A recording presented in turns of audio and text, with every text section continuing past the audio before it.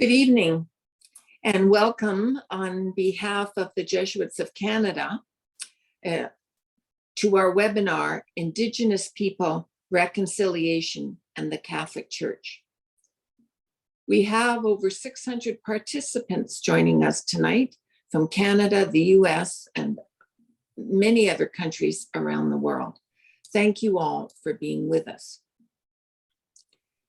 We'll start this evening, as always, with a land acknowledgement. Let us begin by acknowledging the Indigenous peoples of all the lands that we are on today. While we meet today on a virtual platform, let us take a moment to acknowledge the importance of the lands which many of us call home. We do this to reaffirm our commitment and responsibility in improving relationships between nations and to improving our own understanding of local Indigenous peoples and their cultures. In Canada, from coast to coast, we acknowledge the ancestral and unceded territory of all the Inuit, Métis, and First Nations people that call this land home. We acknowledge the harms and mistakes of the past and commit, each in our own way, to move forward in a spirit of reconciliation and collaboration. So, before we begin, there's a few housekeeping details that we'll address. Our session tonight will be about 90 minutes.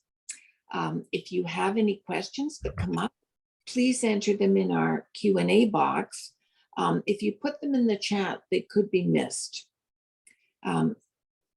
Within 72 hours after the session, a recording will be sent to the people who are registered. I'm going to turn you over to Jose Sanchez, our Director of Communications, who will speak to you about translation and technical issues. Thank you, Pat.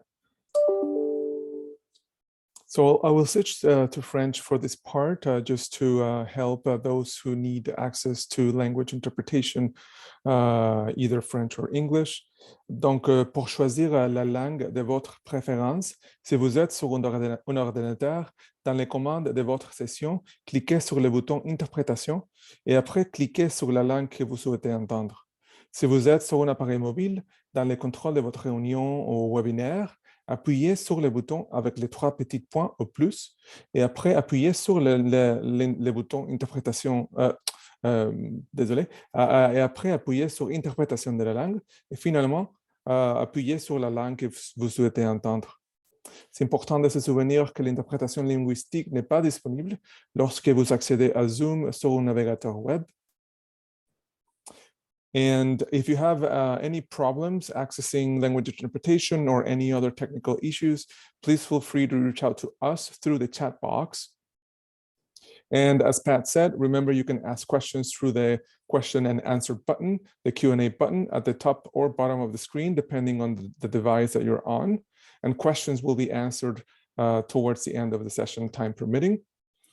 And a recording of the session, for those who are asking, I see a question came in already. A recording of the session will be shared by 3 business days after the event.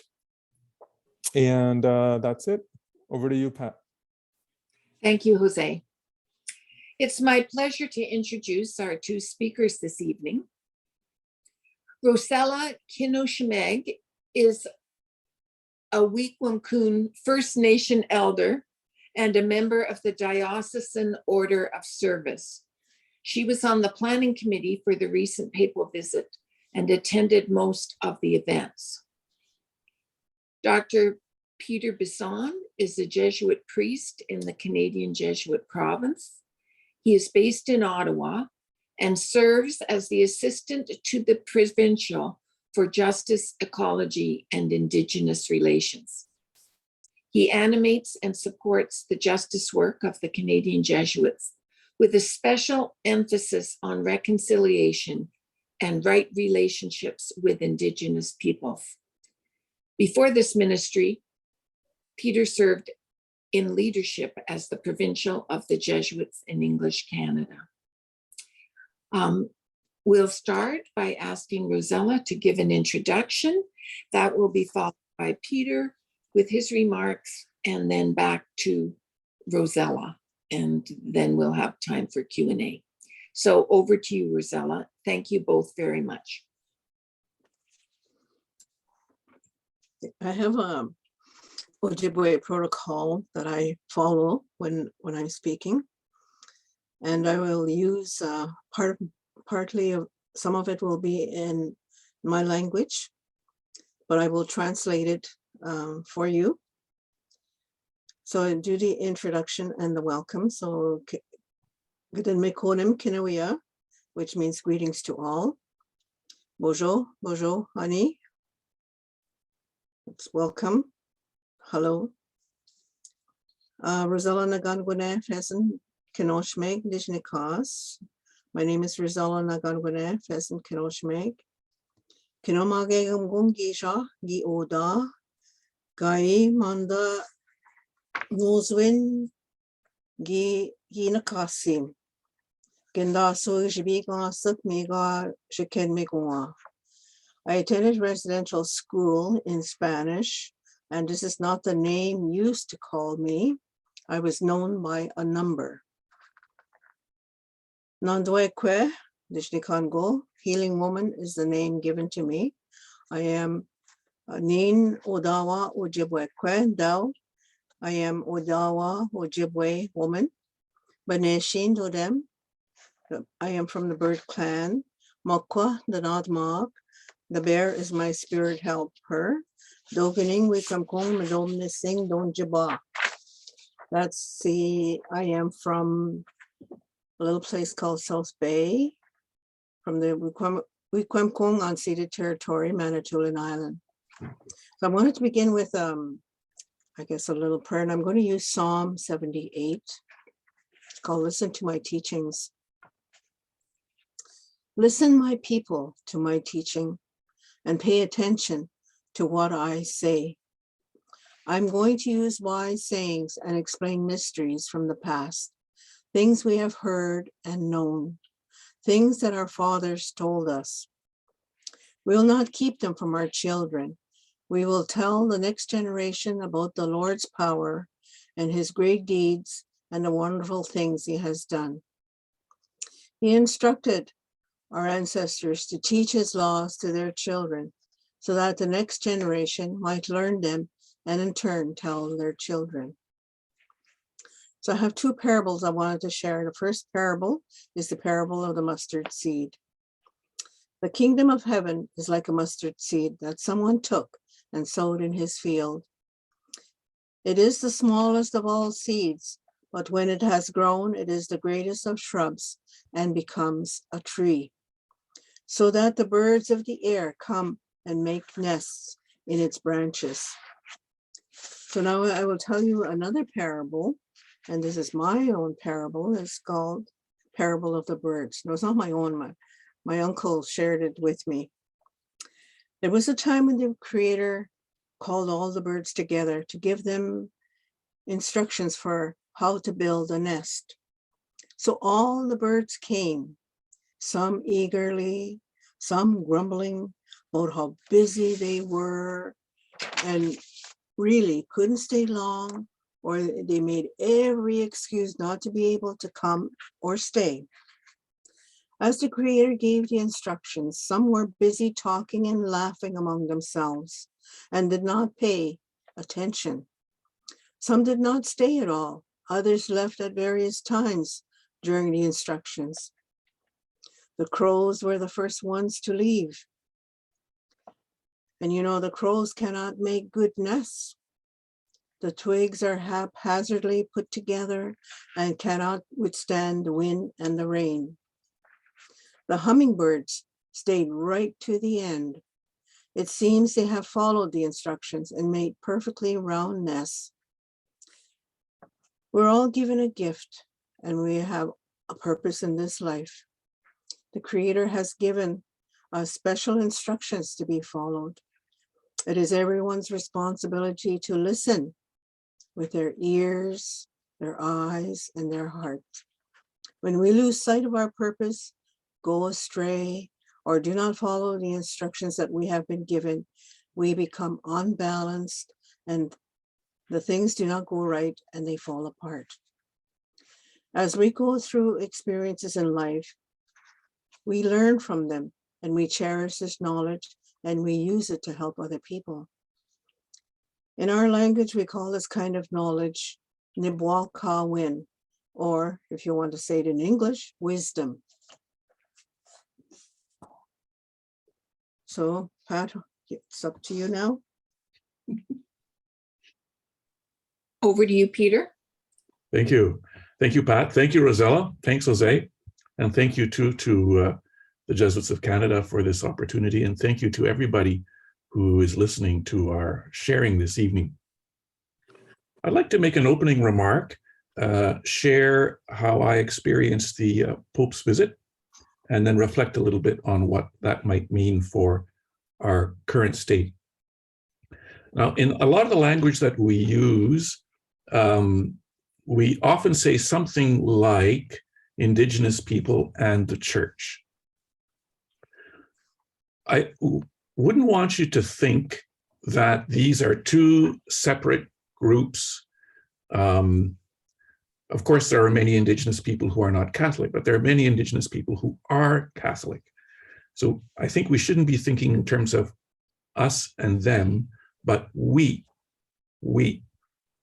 One family with variety and differences, but one family. So the papal visit, we were a group of about 13, more or less half and half Indigenous, half and half Jesuit. And we went for the Edmonton part of the visit. So that was the first part of the Pope's visit.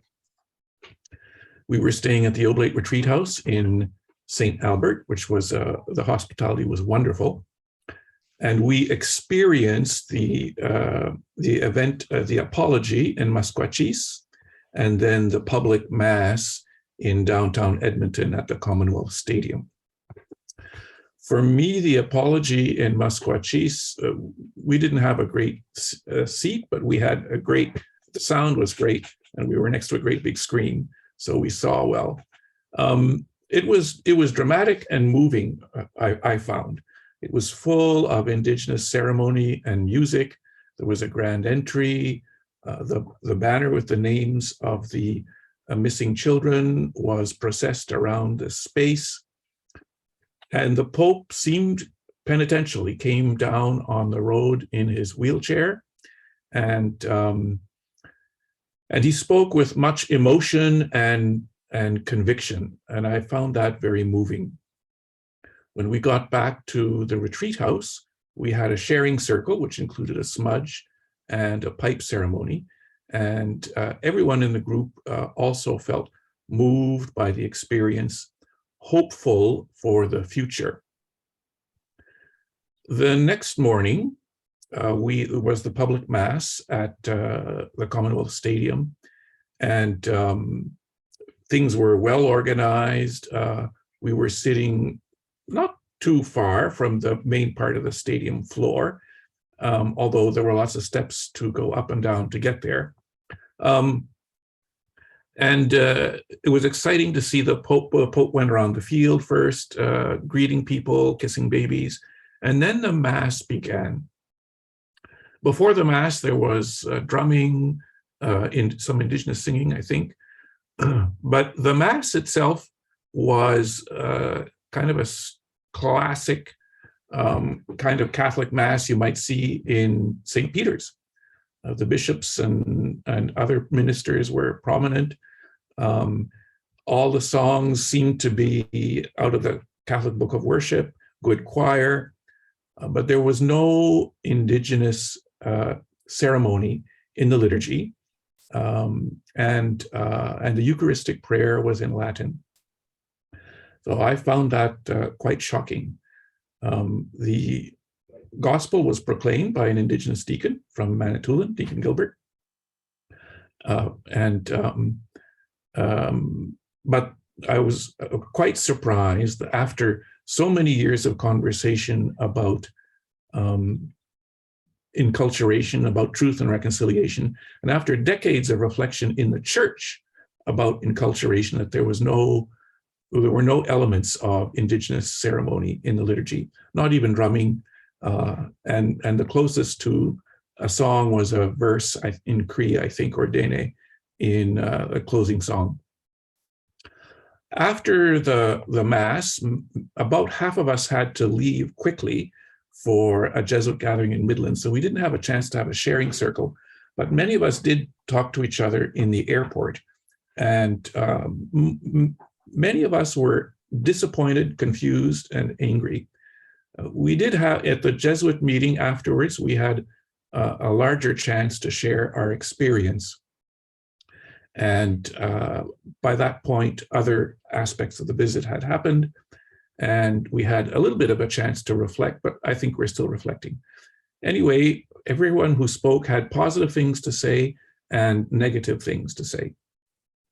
So now I'd like to step back a little bit and reflect on the meaning of the experience and some of the patterns that I think I saw there.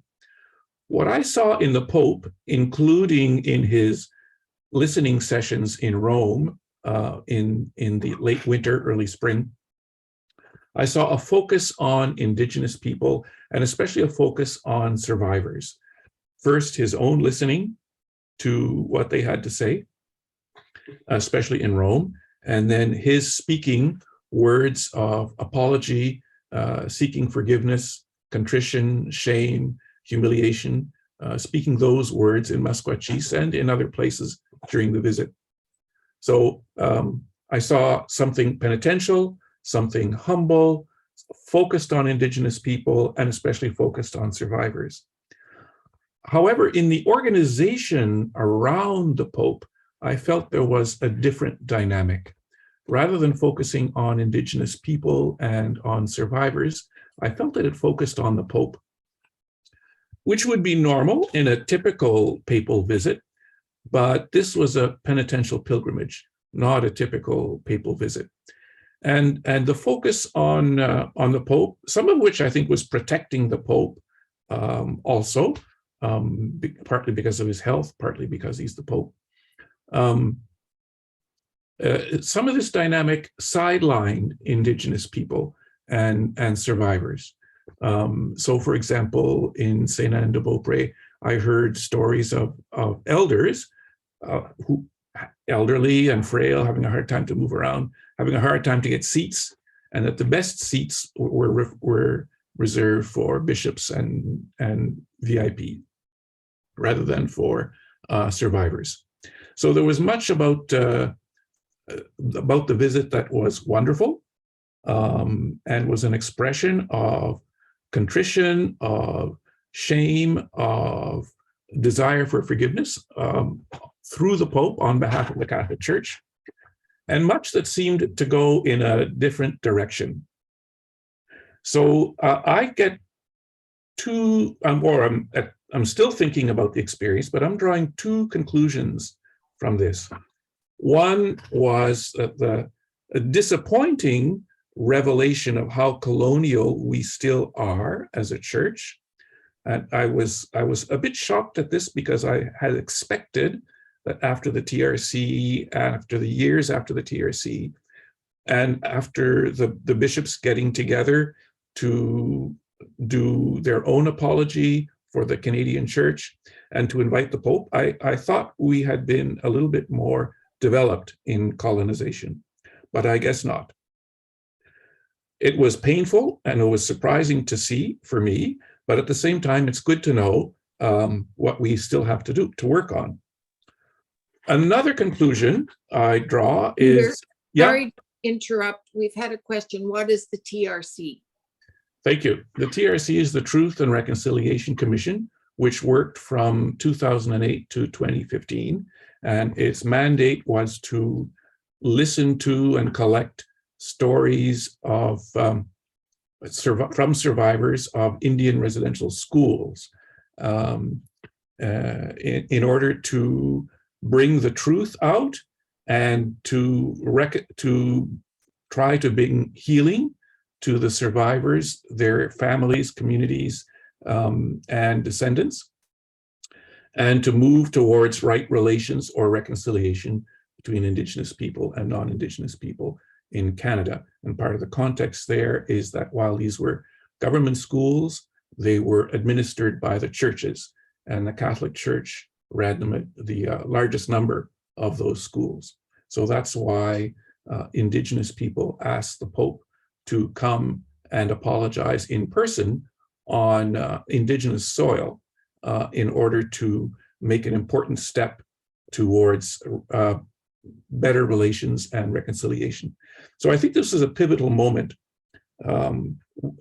Like I said, there were negative aspects to it, but I think it was nevertheless a very important moment in the life of the church and the life of and a relationship between the church and Indigenous people. Many Indigenous people experienced healing. But I think since the Pope's visit, and since I know many others have had reactions similar to mine, since then, I think there's a quiet but firm rising up of Indigenous Catholics, asserting their own place in the church with their gifts and their spirituality, with the light that Indigenous spirituality and culture can shed on the gospel, that I think we need. So I'd like to conclude my remarks by saying a few words about what I think the church needs from Indigenous people. I'm often jealous about Indigenous ritual. It's always appropriate to start a public meeting with an Indigenous prayer, but it's not always welcome to start with a Christian prayer or a Jewish prayer or a Muslim prayer. But Indigenous prayer is always welcome. So I admire that appropriateness, and I admire the way that Indigenous people are comfortable with being spiritual in public. We Catholics are not quite that comfortable, and Christians are not quite that comfortable with being publicly spiritual and religious. And secondly, the relationship with creation. For Indigenous people, it seems to be quite natural that our relationship with creation, created things, including our bodies, is a fundamental aspect of our relationship with God and with each other. And of course, this is the point that Pope Francis has been trying to make with his encyclical Laudato Si. So I think we need the help of Indigenous people, Indigenous spiritualities and cultures to heal this weakness in Christianity and to strengthen in important ways our collective relationship with God.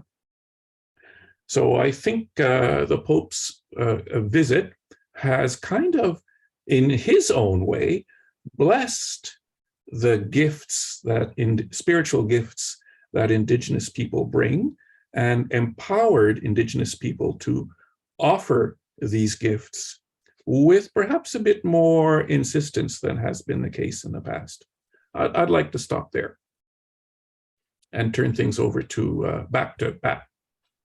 Thank you. Rosella, would you have any comments before we begin with some questions?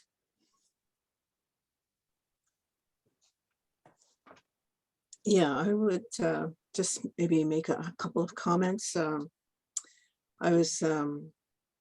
went to Edmonton, and I felt that the first day with in the preparation of going there, thinking of all the hurts and all the trauma, all the things that I worked on in the preparation of prayers and things like that. It was very emotional for me, because this is what I really wanted, that reconciliation to happen. That's what I really earnestly prayed for, that the reconciliation would happen, that people would accept the apology. And so I found it very emotional. And when we went to the Sacred Heart Church, and then hearing those intercessions, praying for all this. And I thought, oh, I think it's really hard. But the day that we went to Musquachis, and I think the drums always help, like for me, it just quietens my heart and it beats more regularly. And, so they had the drumming and the singing and the dancing, and I thought, oh, that was so good, and they had the grand entry and people, just going around in that circle. And then to watch the Pope come in, very humble, like to be wheeled down that road in a wheelchair. That is true humility. And the in the preparations and that, I did mention to them, would the Pope be visiting the Jesuits, seeing that he's a Jesuit also. Answer I got was, no, he's here for the Indigenous people and not for the clergy. But what did I see? The first day at Musquachis was good. It was lots of Indigenous people there, lots of elders, and I was so happy to see that. And even people from different areas, and they all came over to where we were sitting. We were sitting out in the margins because we couldn't get a seat in the center because we didn't have the right color tags, He said, oh, you have yellow tag, you can't sit here, So we moved to the side. Oh, no. I said, okay, then let's move to the margins. So we went up the little hill and that's where we sat. But then when I moved, I had to go speak to somebody, and then some lady took my hand and said, you should be sitting in the center here, So I went to sit in the center, but it was way in the back, far from the front, and you're sitting low, so you can't really see what's happening. The screens are kind of sideways, so you can't really see what's, what they're filming, and it was hard because when he speaks in Spanish, I don't speak Spanish, so it was difficult. And then you're trying to listen to the translator. And then I said, oh, okay. So I tried to close my eyes to concentrate on what the Pope was saying in the translation. And when I checked online and I checked his speech, and he did say, I'm sorry. And when I listened to Wilton, a little child, he said, when he was working in the TRC, the lot of people that he spoke to, the many people that he spoke to, that's what they wanted to hear was, I'm sorry from the Pope. I'm sorry. And that's what happened. He did say that, and so he did come to Indigenous land. He met with lots of Indigenous people, but that was the only day that he did that, The second day was, I don't know what happened there.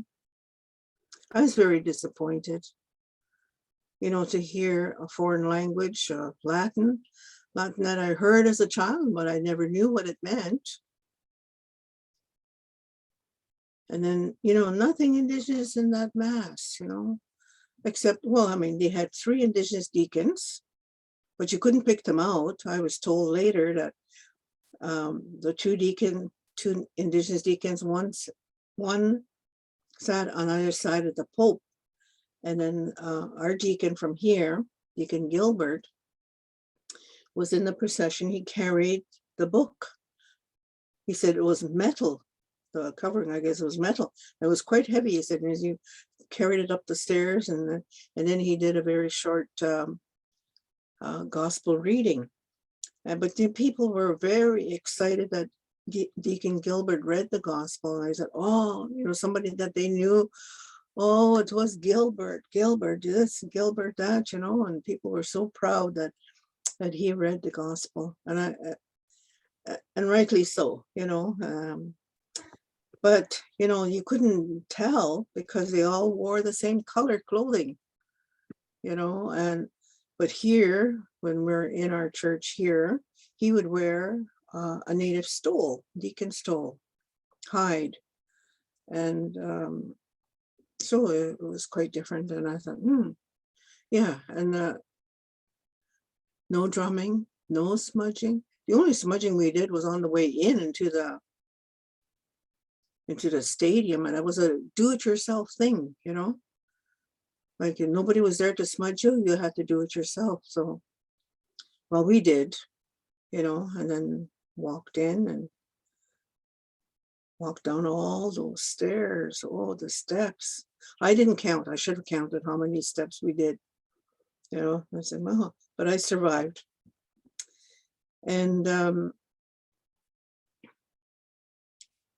yeah, and I'd heard about what happened in St. Anne de Beaupré. And I said, oh, that's really terrible that, you know, Indigenous people are treated like this, you know. And yet this was supposed to have been for the Indigenous people. That's what I was told. Anyway, so maybe I'll leave it there, and back to you, Tricia.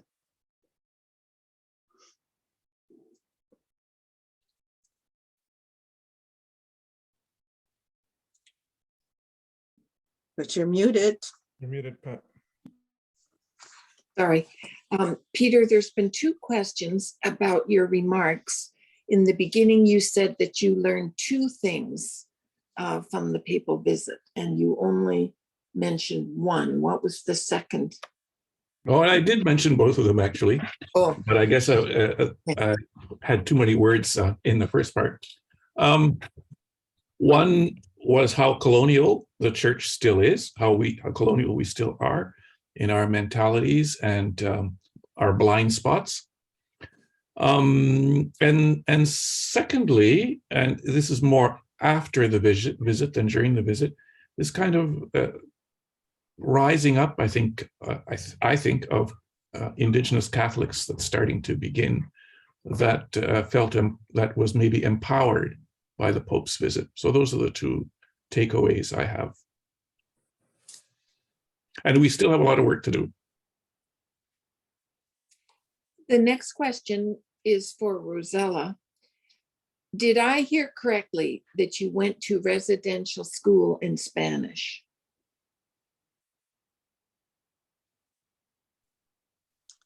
Yes, I did. I was there for 4 years, me and my sister. I went a little bit later in my life because I had to wait for my younger sister, the turn of age to go to school. And so the two of us went. And we couldn't speak our language. And that was, I think, the hardest thing. And then now, it was kind of a choice of my family to send us there because we didn't have a school nor a school bus in my community. That's why we went. But as soon as we got a school bus, we went home and went to school there. But you know, I think the extra 2 years that I stayed at home, my father was able to teach us a lot of our traditional teachings and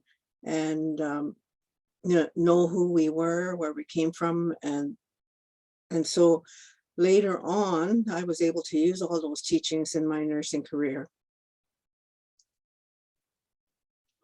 And my sisters, all my brothers and sisters, I came from a family of 12 altogether. Only my oldest brother did not go to residential school because he was blind in one eye and he was not accepted. So my mother homeschooled him, and all the other older brothers and sisters that went, they were all affected by residential school. And I used to wonder, like, when I became a nurse and was in my community, I used to wonder, why are they like this? Why are they behaving like this? And then I started putting two and two together, you know, and, you know, they were ashamed to be Indigenous, to be known as Indigenous. They did not speak the language, and they would not speak to their children in the language. And they wouldn't be associated with any of the rituals or the ceremonies that we have. And you know, so it was, and because we were separated, we did not, you know, like, I think I had two older sisters that were there at the same time as I was, but they were across the hall from us, and we had this like a division down the room. They were on one side, we were on this side, and we couldn't talk to them. We couldn't go over there or whatever, eh? So that division always remained, eh? That I was never close to my older brothers and sisters. So those are the effects. And then, you know, they got into not drugs, but alcohol and abuse, domestic abuse. So those are the things that I experienced, and I know that it came from residential school effects.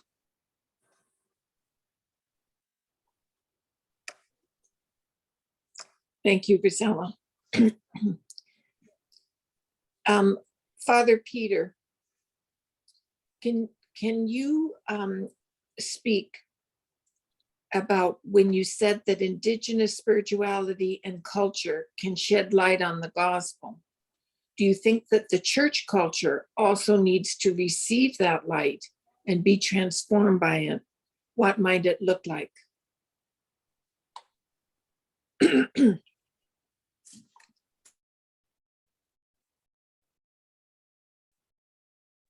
Peter, you're muted. Sorry. Thanks for that question. Yes, I do think that Indigenous spiritualities and cultures can shed light on the gospel for the church. And a really good example is in the Pope's encyclical Laudato Si, where he, like I said earlier, he really advocates for us to not only to treat creation seriously for the sake of saving the planet, but also for the sake of a right relationship with God and with each other. And that's not absent from the church, and it was maybe stronger in the first maybe 1500 years of the church, but in the last 500 years with industrialization and many other things, we've lost, I think, our religious and spiritual contact with creation, or we've appreciated it less. And I think Indigenous people can really help us to rediscover that important aspect of our relationship with God, with ourselves, and with each other.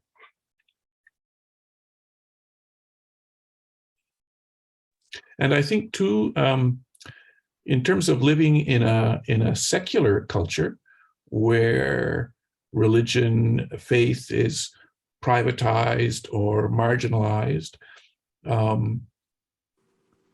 and sometimes that can be or the separation between religion and other aspects of life can be good, whereas the marginalization of those aspects of life can be unhelpful.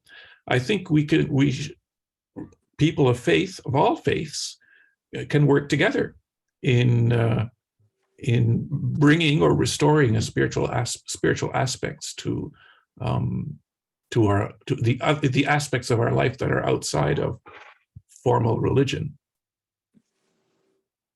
So I think Indigenous people can help us connect more holistically to the divine. Thank you. Rosella, can you speak to the role of women in First Nations governance, given the small number of female chiefs and band council members, which has been linked to the effects of missionary evangelization and the large presence of male clerics around the Pope at all events?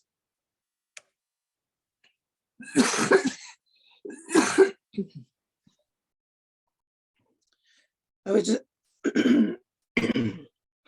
was just commenting the other day about the number of of women chiefs we have on Manitoulin Island. In our last election, we had our chief is a woman, and the chief from another community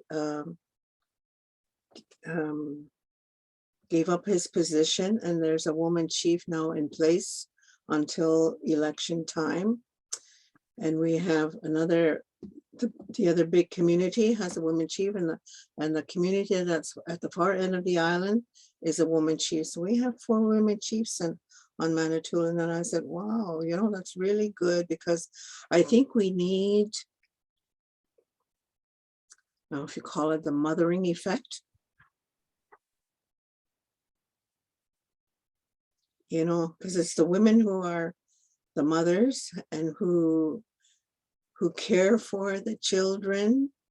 And so I think that it's a good thing that we have women chiefs. So now we'll have a better understanding. And I know I was talking to our chief last night. We had a meeting with, they wanted input from the elders on this community wellness strategy that they have. And I was telling her, I said, I have to tell you all these things now because I have to go early. I don't think I'll be able to stay all along. And so, and she said, okay. And I said, I'm part of another committee. I just signed up to help them. And I said, I think we're going to be after the chiefs to get this going, you know, so. Because I know they will, you know, I think they will support us in the work that we do for the communities in our language and in our doing more of our spiritual ceremonies and passing that on to the children, you know, because I think the children need that. They need to know who they are. They need to be proud of who they are, that they are special gifts from the Creator. And so this is what we hope to be doing. Right.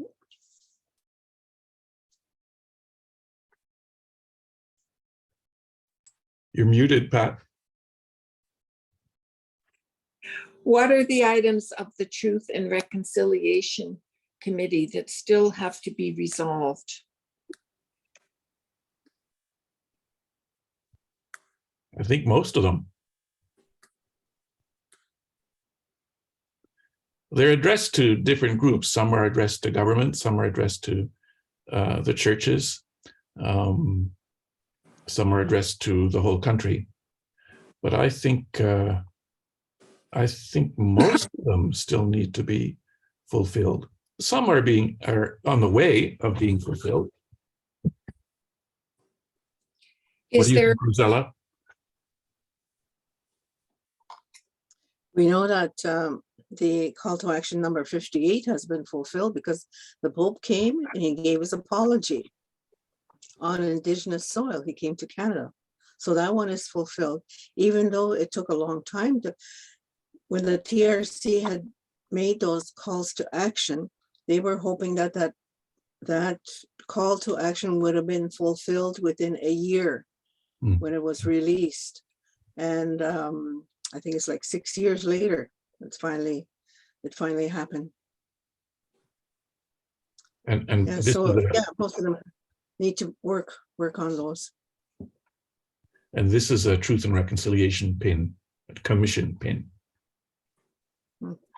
Just to continue on that, I think the work of the Truth and Reconciliation Commission and their calls to action, I think they've become a moral signpost in Canada, a guide and a standard for comparison and for evaluating our progress.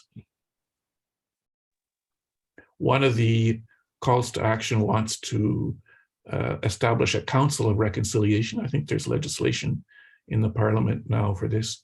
A Council of Reconciliation that would be kind of a supervising body, national body, to evaluate each year how reconciliation is doing.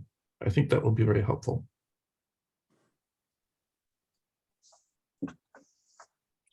Peter, Could you reflect as a Jesuit on the facilitating role that the Jesuits played in the history of colonialism in New France, and the role today of trying to deal with the consequences of that initial participation? Thank you. Well, that's a big question. Well, they're all big questions. We certainly did participate in colonization, and we certainly did promote it. You know, many people, we've called ourselves nation builders, and people have called us nation builders. There are other parts of the church that have been called that too. But now I think we're realizing that this nation building also meant nation destruction of Indigenous people. That doesn't mean that that's all that we did, but nevertheless, we did contribute to that. Just to give you a small, just to give you an example that took me by surprise. A year after the TRC finished in 2016, we were organizing a conference called Truth, Reconciliation, and Hope in Toronto to evaluate how the TRC was being implemented 1 year later. Some of the speakers who were invited were Mohawk Grand Chiefs. And one of my colleagues said to me that there was a land claim issue with the Jesuits and Kahnawake, the Mohawk First Nation near Montreal, south of Montreal. And I was really surprised. So I asked our historians, our Jesuit historians, complete surprise to them too. I'd never heard of this before. So I did a little bit of digging on my own, and this is what I found out. Under the French regime, so the French colony, basically, the French king had given a tract of land to the Jesuits to be used only for the Christian Indigenous people. Maybe it was even specifically Christian Haudenosaunee Iroquois. Anyway, and if any part of that land was used for anything else, it was supposed to go back to the French king. Well, that land became Kahnawake. And we did rent some of that land to French Canadian farmers, colonists, as we say in French, colons. To this day, those lands are part of the boundary dispute between Kahnawake and the government. So that's something that we did.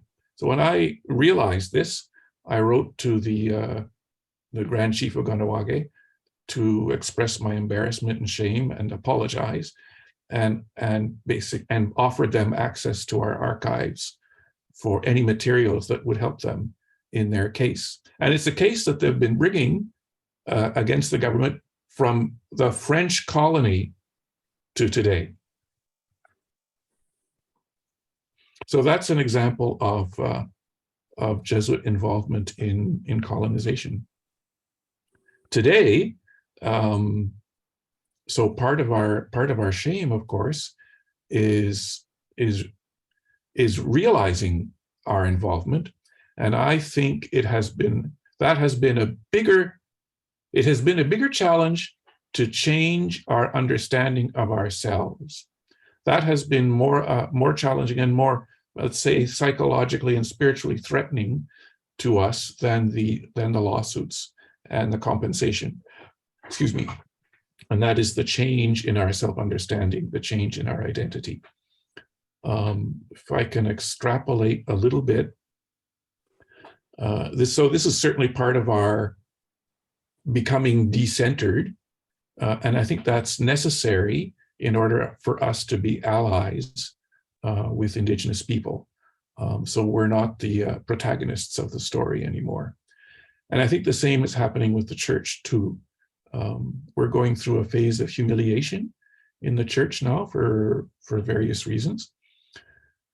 It's painful, very painful and risky, but at the same time, I think it's purifying us of power that we don't need, worldly power that we don't need to live and promote the gospel.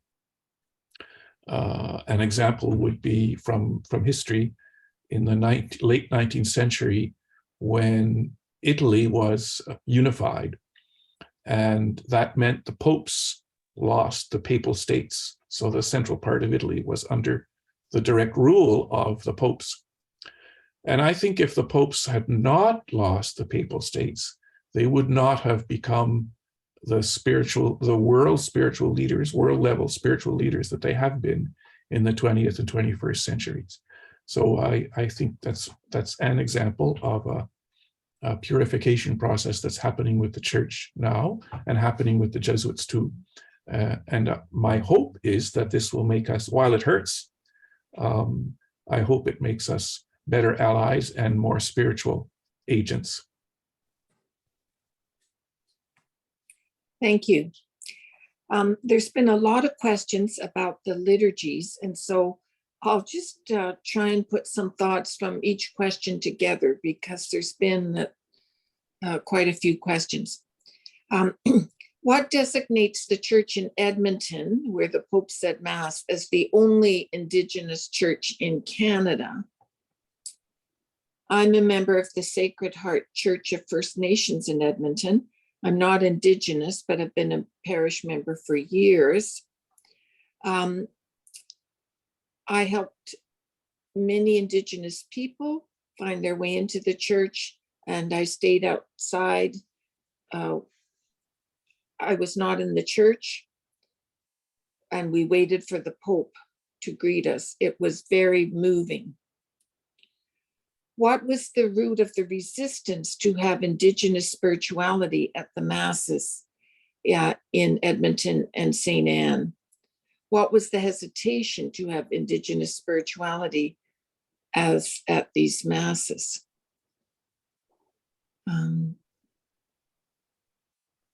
Both speakers spoke about the disappointing parts of the ceremony and Mass. Has this been brought to the attention of the organizers? It makes you think how insensitive the occasion was to the Indigenous people.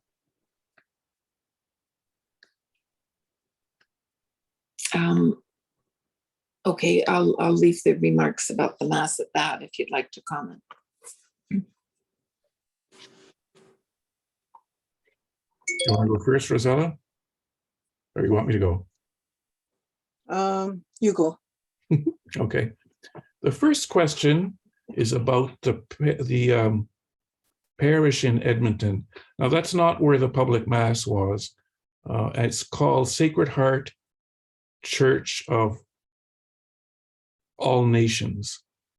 And it is described as the only Indigenous church. I'm a little cloudy on the technical expression. Indigenous church in Canada. I don't really know why it's called that, but it is a remarkable place. The design of the building too is Indigenous, and they use Indigenous ceremony as part of the Mass. And it was, the Pope didn't say Mass there, but he had a sharing circle. He was part of a sharing circle there on the afternoon of the first day of the visit. The other questions, well, I wasn't part of the planning, so I can only guess about the reluctance or perhaps fear of including Indigenous ceremony in the Masses. In the other events, there was lots of Indigenous ceremony, like Musqueam, for example. At least that was my impression. Well, I don't know what was going through the minds of the planners, but perhaps looking back to the Synod on the Amazon, which happened in Rome in recently, I think it was 2019, there was a lot of Indigenous ceremony connected with the Synod, and some people were afraid that that was pagan. So there may have been a fear like that too. And I think, here I'm speculating, but I think sometimes there can be a fear of when we get too close to nature, that might be somehow pagan.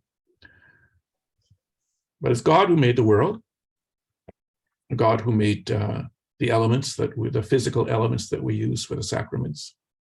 God who made the creation that Indigenous people love so much. So, but like I said, I'm speculating, but I'm going from things I've seen in other parts of the church and other times, and in other religions as well.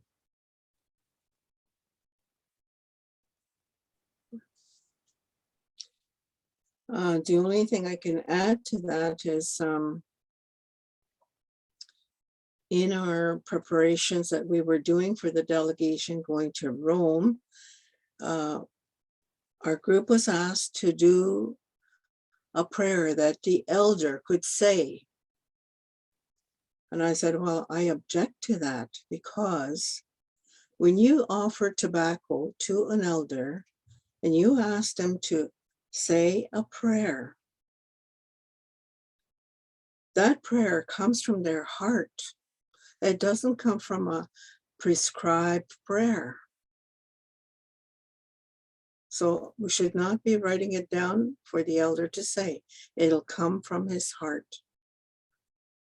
So I think we never wrote up that prayer for that elder, so he must have said it from his own heart. And I know that it's to do a ceremony is very sacred, because it's all prayer.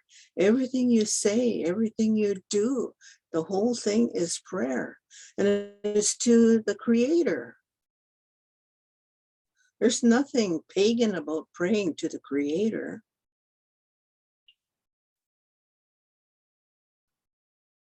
You know, and our people were very spiritual before we were suppressed. They were very close to the Creator.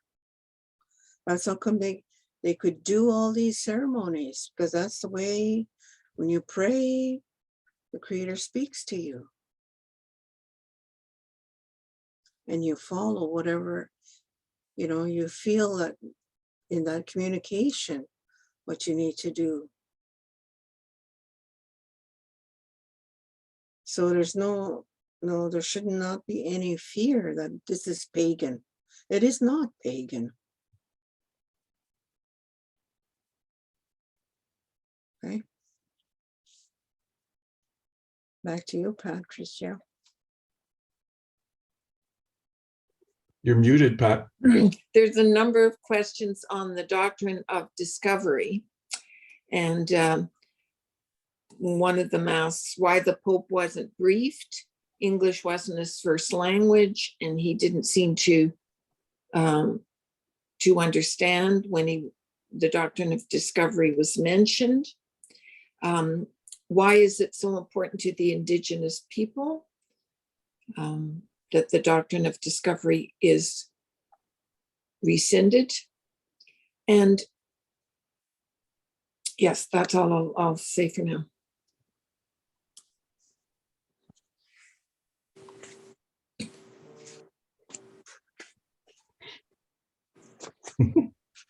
Peter?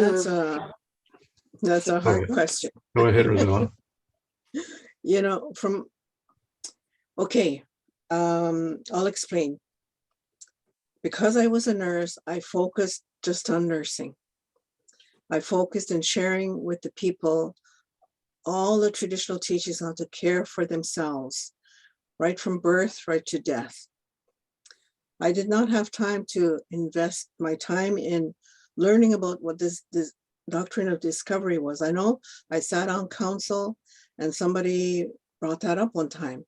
I said, oh, well, I should find out about that, eh?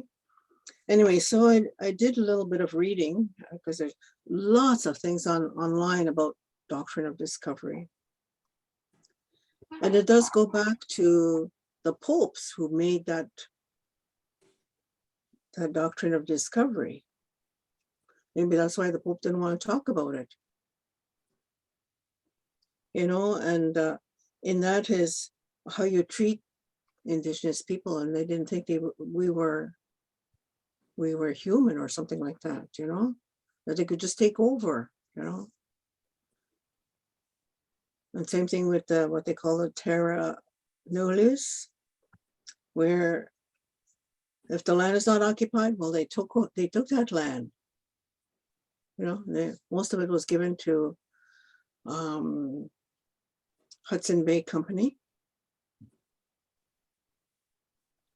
And so we didn't have any rights to land, so that's what the discovery of land, the doctrine of discovery is, and that's what they wanted. I know they've talked about it, and there's a lot of material written about it, that it, no, I can never say that word, repudiated, whatever that means, because English is not my first language, so I have to get my dictionary and look up these words as I read, so the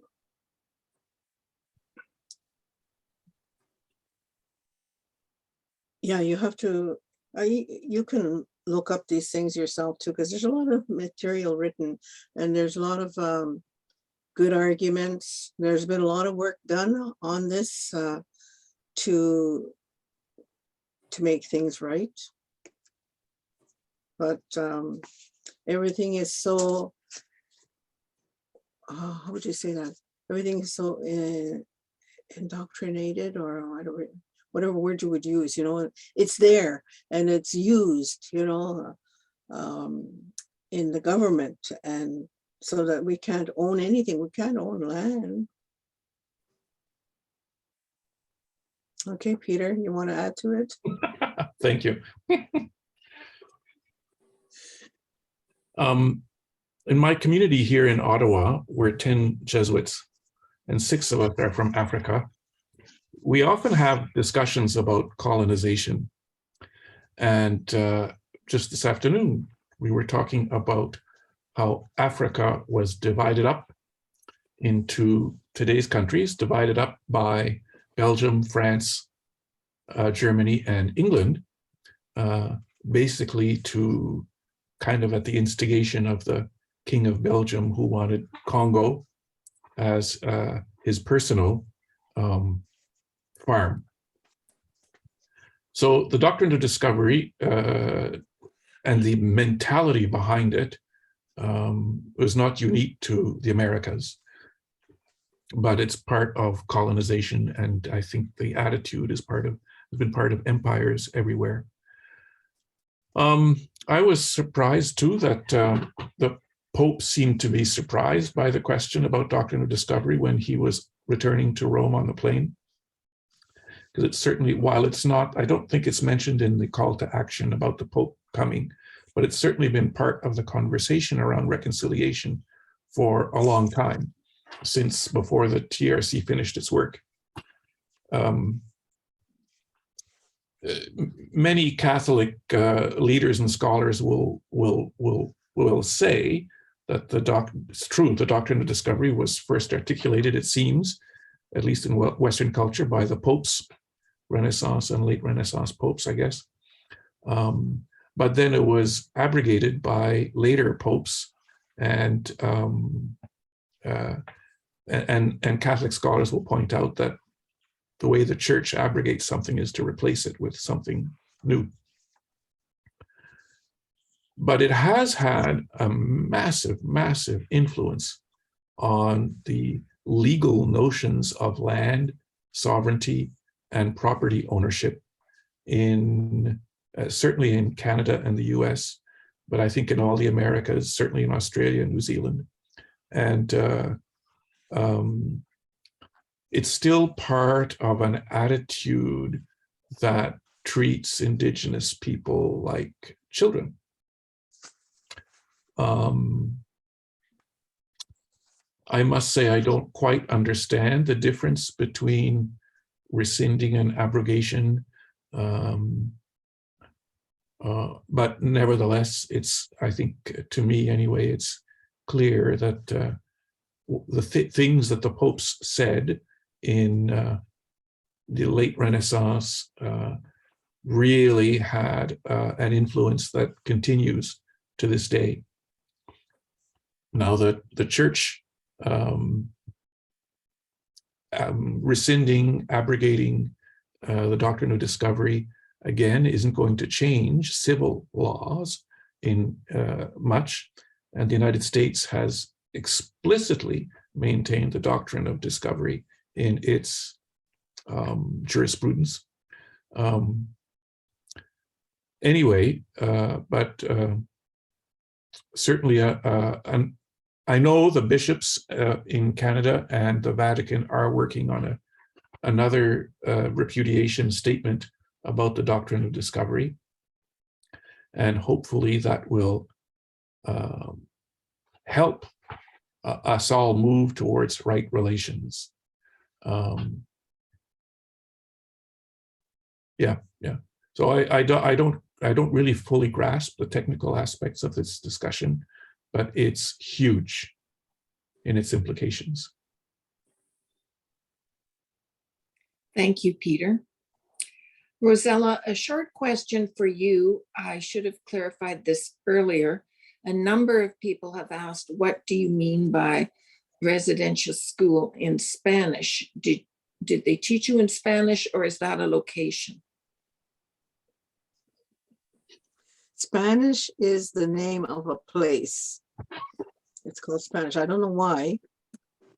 I have no idea. We have another place close to it called Espanola. It's like a Spanish word too, so I don't know who gave those names to those places, but they built that school in Spanish. They built two schools. One is for girls, one is for boys. And I went to the girls. We lived there. We lived there in that school. We slept in a dormitory where all the beds are lined up. And we went to school there. Now, the women that went there before, or they were older than me, they said that they did not have fully qualified teachers, and they were the ones that ended up teaching the little ones. But we did have some nuns that were there that were teachers. A few were kind, some were very harsh. And if you spoke your language, well, the strap came out and they strapped you, and I don't know, until you cried, I guess, and cried and cried. So we had to avoid that kind of treatment, and not speak. So when I went, I did not speak any English.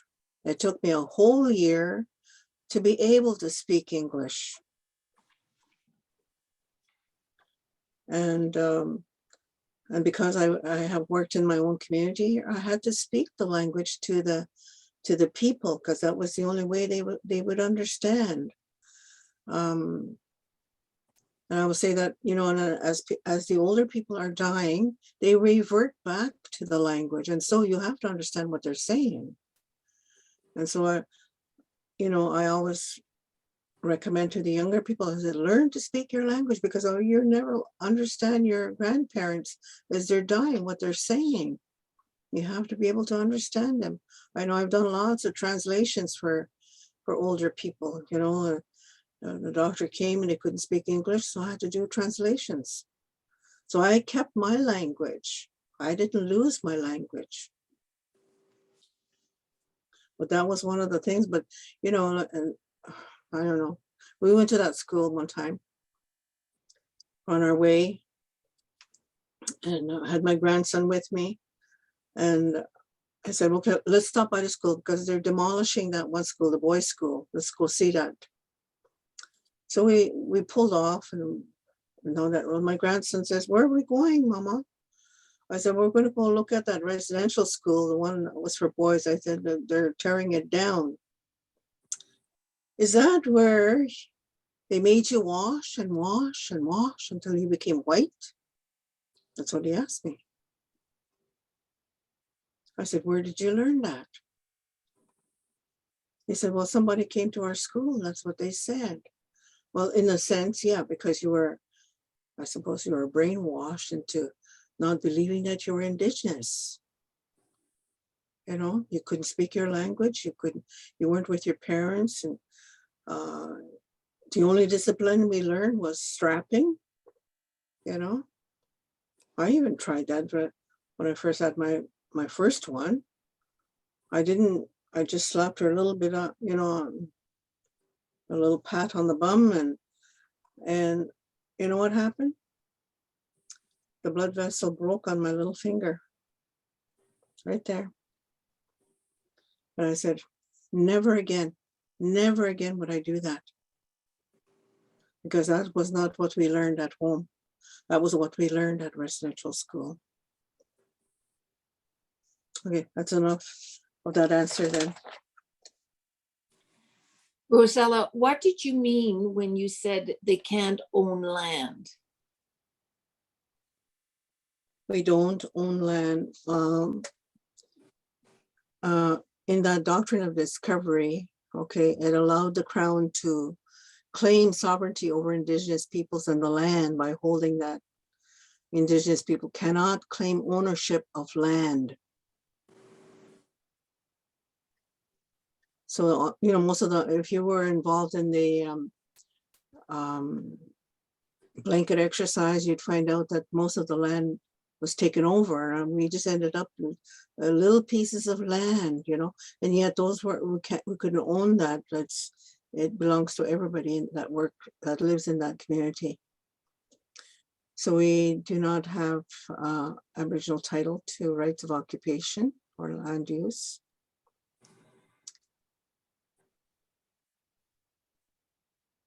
That's what it means.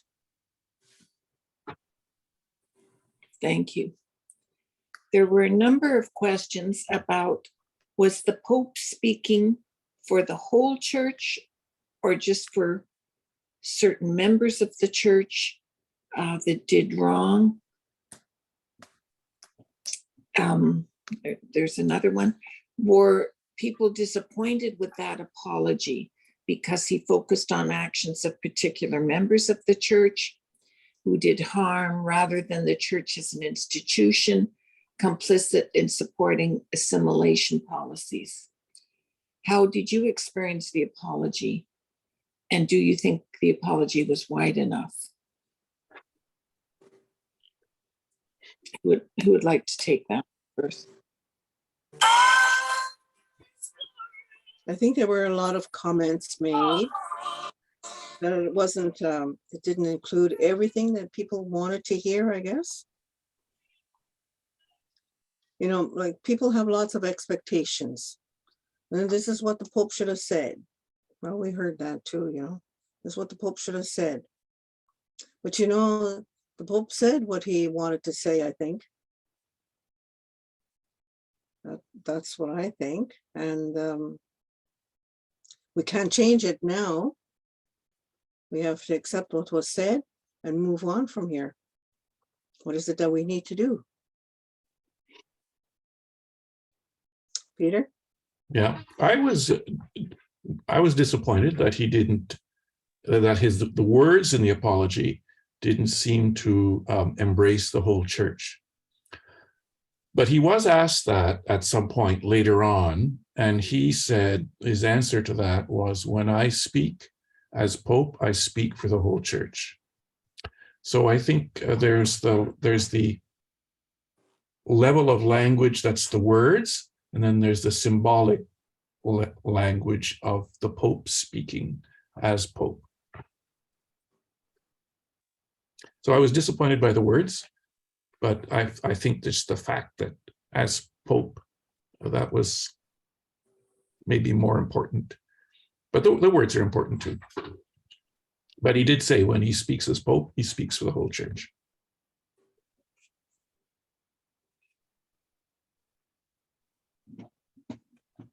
Peter, thank you for recalling the front row seats that were reserved exclusively for clergy.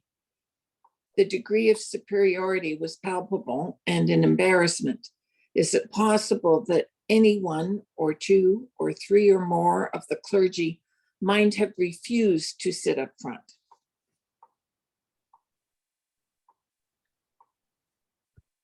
I don't know.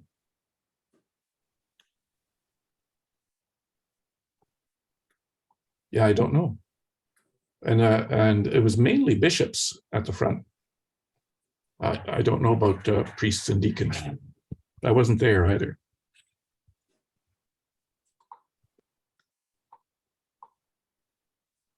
I heard a story of one survivor at St. Anne saying she couldn't see through the miters.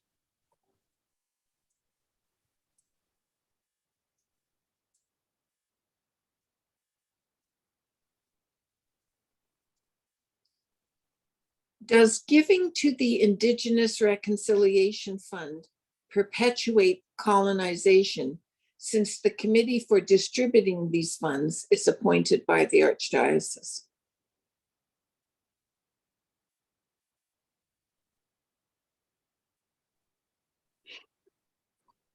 Say that again.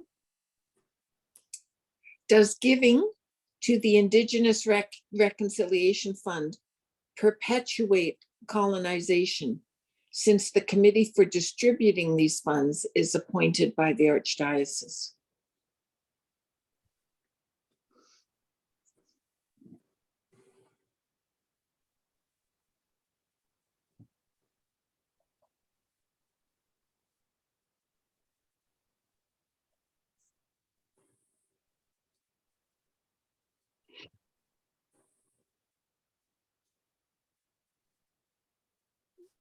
I know I'm a director for the Indigenous Reconciliation Fund. And we have, the members are the ones that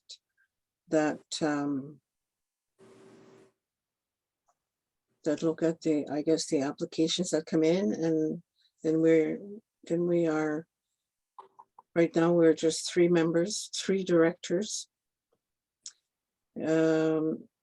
We are doing a search for a Métis member and also Inuit member.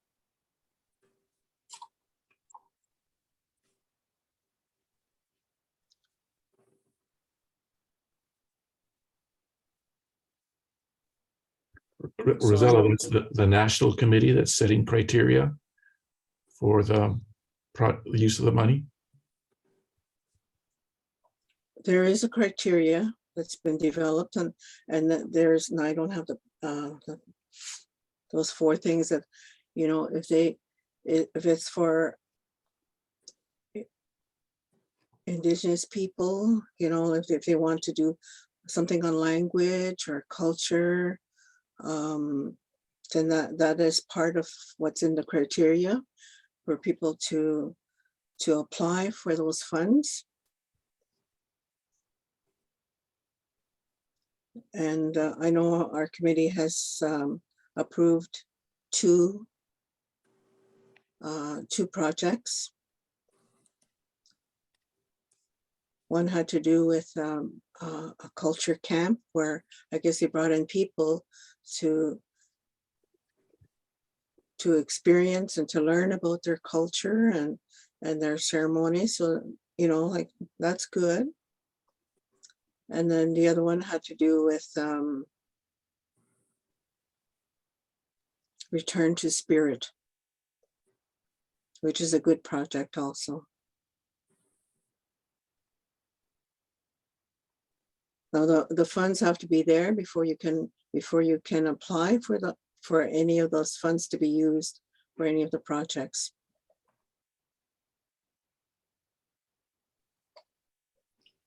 Peter, can you speak about allowing married clergy in Indigenous communities?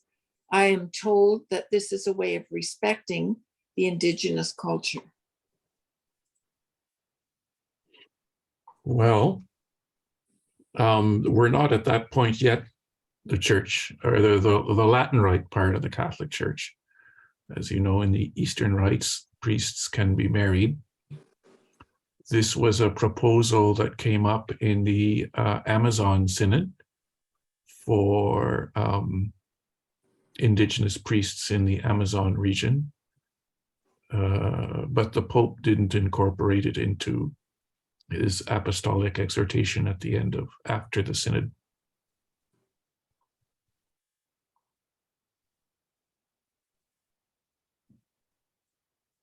So we're not at that point yet. Would you agree that there is a significant need for education, in spite of all that has been done, of many in the settler community? Can you comment on the need for new story work for Canada to change our understanding of ourselves?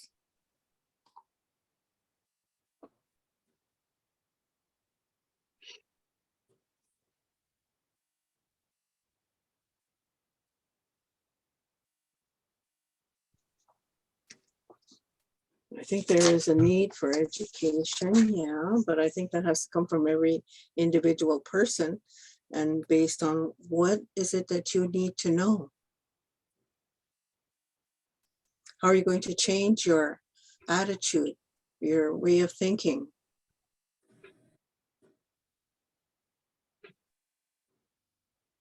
I know we talk about cultural safety, cultural humility, those kinds of things. Well, you can look into those and see if you need to go down that road. Looking at some of our teachings on what we call the 7 sacred teachings, or sometimes they're called 7 grandfather teachings, and the one on respect. You know, and we talk about respect. It's not just a word that you see written on the wall, it's living that respect. Respecting people, other people, respecting the animals, respecting the water, respecting the trees. That's all part of Laurati, see, you know, what the Pope has talked about. It's all part of that. It's all respect. And when you do all this, when you respect all these, you're respecting the Creator. So those teachings are very important. And it's important that we as Indigenous people live those teachings.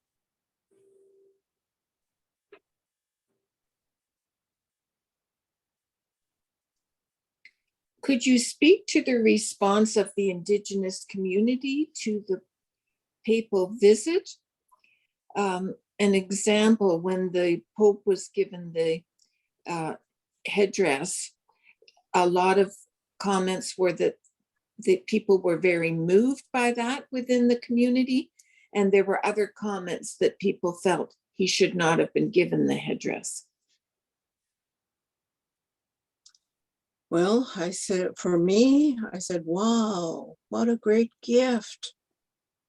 I was very pleased to see that, you know, and I read what Wilton Littlechild said, you know, like he consulted with elders and other chiefs in the area to be able to do that kind of a gift. And I know in my culture, when somebody comes to visit or you've invited somebody to come, you always give something. As a child, my mother always had preserves, strawberries, raspberries. And when somebody came to visit, she would get one of those bottles and give it to them. And we had maple syrup. It was not for us to enjoy every day. We did on special occasions, or when somebody came to visit, then we would give them that gift. And that's part of my culture, but I know a lot of young people complained that that should not have happened. He should not have been given the headdress. But to me, I say, well, that's where the young people are at. They don't understand. They don't know our traditions. And they need to be taught these things. You know, how we show respect to our visitors, how we treat them. And you never complain or you never criticize somebody else's beliefs. And if that wilting little child, and he consulted those elders, you know, and that's what the creeds do.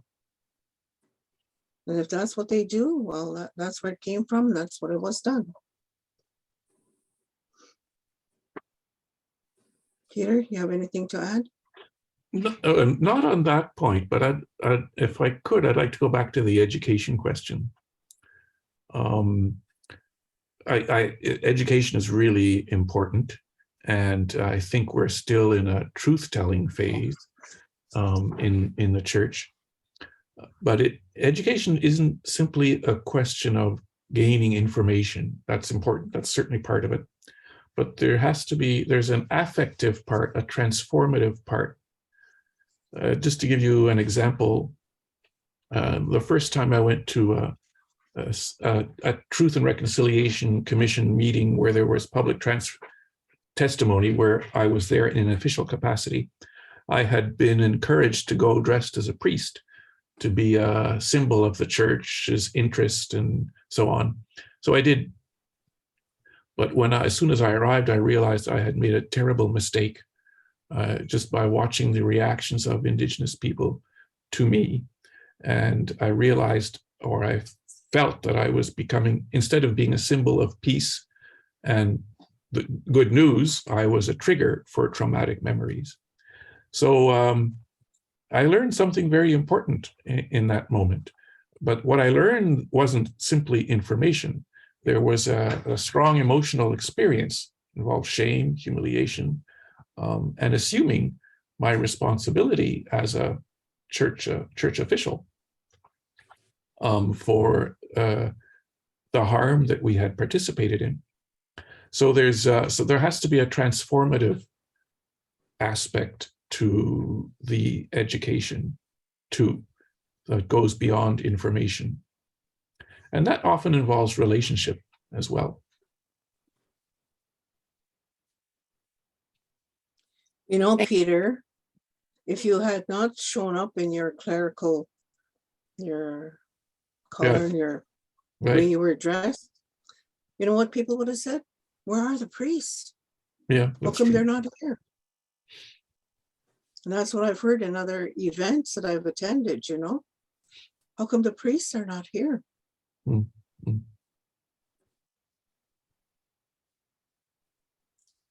Well, thank you both very much. We don't have time for any more questions, but there are a lot more questions here. So obviously, there's quite a thirst for education about this topic among our listeners. One comment was sent in that Bishop Boland did sit with his parishioners and didn't sit with clergy or the bishops. So I wanted to acknowledge him for that.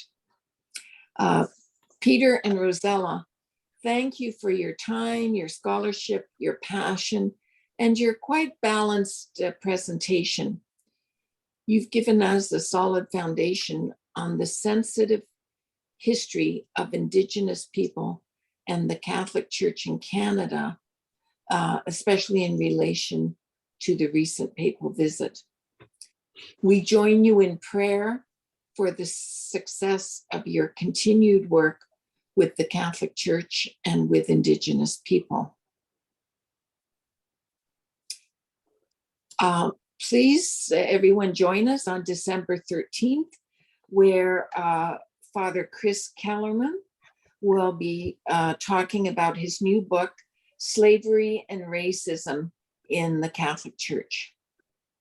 And I'd like to thank Jose, Fanny, and our translators, Michelle and Albert, for ensuring everything was working for us tonight. And over to Jose.